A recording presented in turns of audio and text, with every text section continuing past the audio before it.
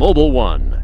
My brother-in-law, John, got the green light from his spouse to get a truck, and man, he found a screaming low price on a good-looking truck, brought it by for me to check it out. This is a good-looking truck. Even up in the air, it looks great until you look close or tap on something, and things you can tell are just a little on the rattly side of things. We're doing a pre-inspection. This is a salvage title, and so we're looking for imperfections in body lines, in paint. We're looking for orange peel, all that kind of stuff. The Carfax says, what does it say? Carfax said, went off the road through a fence into a ditch, some damage in the front right passenger side. Cool. We were just looking at the left undercarriage and it was all dented up too. Is Carfax accurate, or is it a deal for the dealership? I don't know. Sounds like it might be for them. I say they're their number one customer. After our inspection, John searched the VIN number online. We found a Russian text website that showed the right hand damage, left hand damage, top damage, rear damage, all kinds of damage everywhere. Kind of interesting. I think this truck was being marketed to Russia.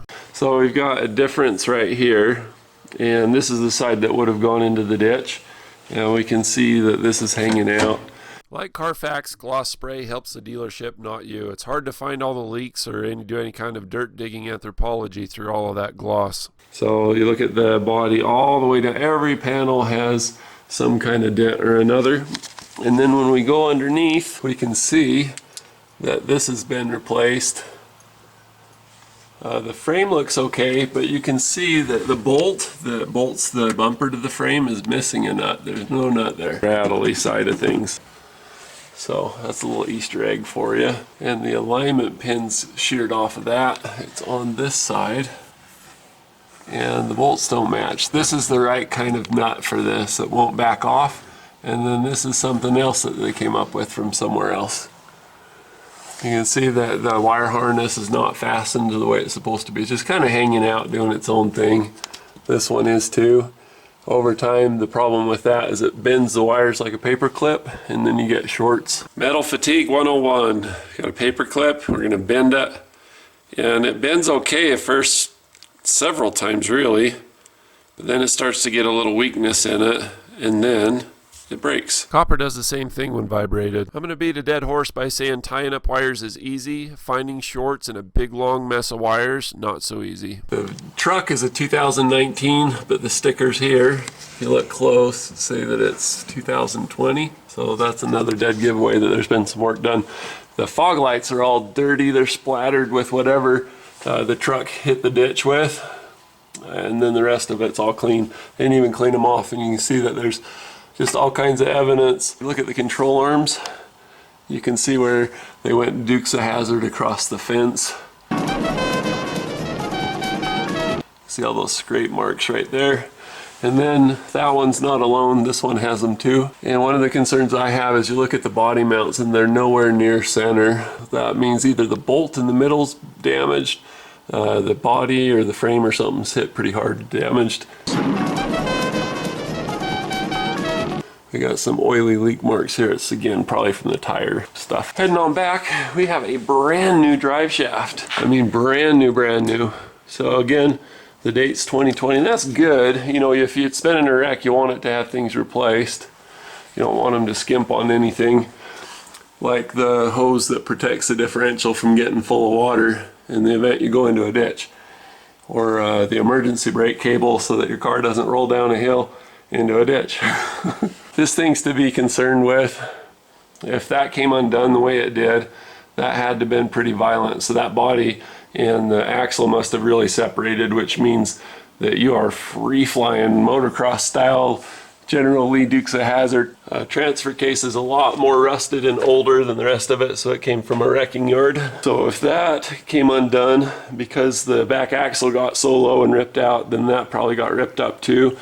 And given that the dent on the cable is in the down direction, I think somehow it landed on the drive shaft, bent it over, and then hit it into that. You can see a bunch of scraping. It had fun. You got two eyes and a smiley, and then like this is the big smile right there. Woohoo! So anyway, let's bring it down and we'll look at some other things. You can see that there's mud up into all kinds of weird places. And what we found in the engine compartment is that there's mud resting on the underside of some stuff to indicate that it really went swimming. Let's go ahead and bring her down. It's so pretty. I want to take it home, and it's four-wheel drive. So there's a thing about headliners that makes them incredibly difficult to obtain and hard to ship because they're so big. Look how wide that is. That's not going to fit in the mailbox. And it's long. The best way to ship a headliner is in the roof of a car. And that's what makes them such a great indicator if there's been any damage. You can see that there's a big crease right here and another crease there. You can see some mechanic fingerprints here and there and a little bit of everywhere. Because this is a rollover. When they got to do the new top on it, you got to take out the headliner through the windshield, and that's what's happened here.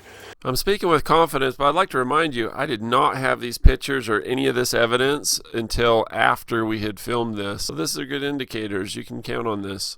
So we know that the roof got damaged, and we can see inclusions in the paint like this. And those give you an indication that it wasn't done in a big professional booth with the forced air and the pressurized and the filtration and all that. So we know this has been painted. We know that this has been painted because there's a piece of grass or something kind of long. That's a no-go for most shops.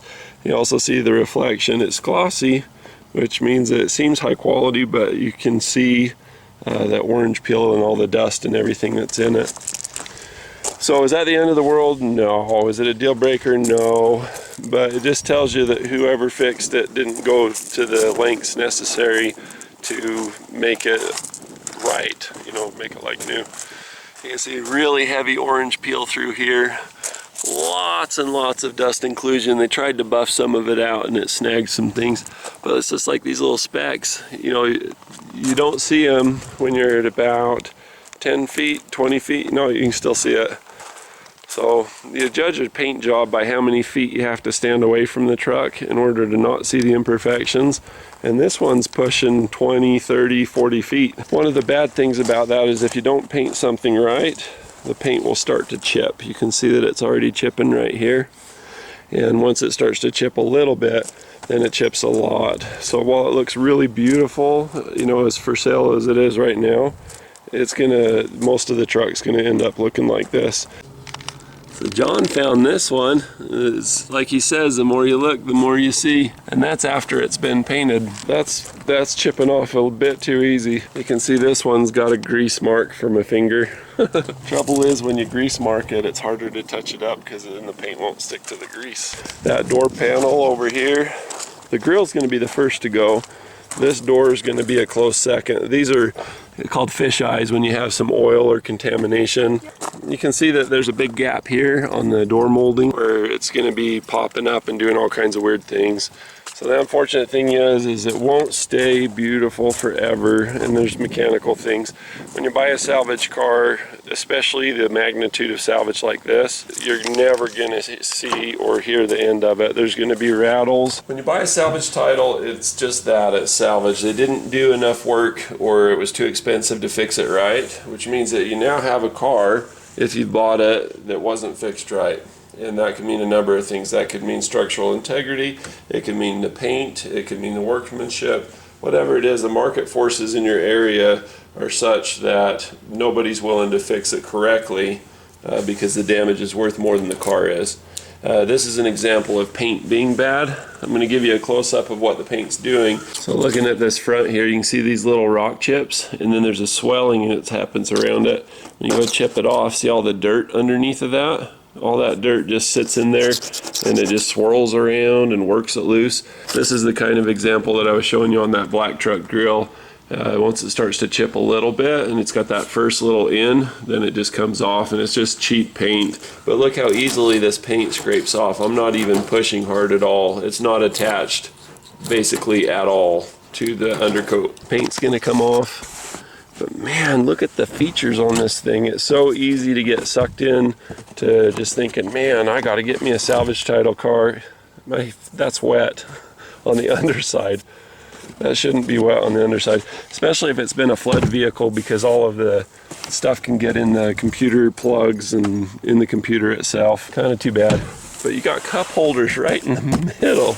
You have to do it that way so that when it's closed, you can still use the cup holder. And if you're a stomach sleeper, that's right at about hip level, so that should make for some comfort if you do sleep in the truck and you're under 5 feet tall. Anyway, it's got some cool features on it. I like it, and it's so good looking. You can do a car seat on that one, and you can still get up underneath it here. And you got storage underneath it there. Cool stuff. Those are things that I would want to be aware of when thinking about getting a salvage tile. I'd want to know if it's a rollover, that's a no-go, because structural integrity can be a problem. You can see right here, the Bondo right there is already cracking around where the weld is. So as bad as that is now, it's going to be so much worse in not very much time. Let's jump up on the side here. Can't really see the rest of the, ooh, wow, look at that. It's already rusting. It's not even waterproof as of right now. All of this is already cracked. That's why you don't mess with rollovers. And as far as flood vehicles or vehicles that go in a ditch, electronics, you don't mess with that either, because there's so many computers. Each door has its own computer, and they're between $400 and $1,000, $1,200. And I think on all of them, you know, just to buy the computers aftermarket is about what the asking price is of this truck at this point. It's only a year old. What do you think, Z? He don't care. He wants to go for a ride. He wants to go bye-bye. We're going to have to play defense here and keep you out of there with that white hair on that dark interior. That's what you need to know about salvage titles. Don't do floods and don't do rollovers, but especially don't buy a flooded rollover. It's too bad because it looks so good. Thanks for watching. Be sure to click like and subscribe. Bonus footage at the end.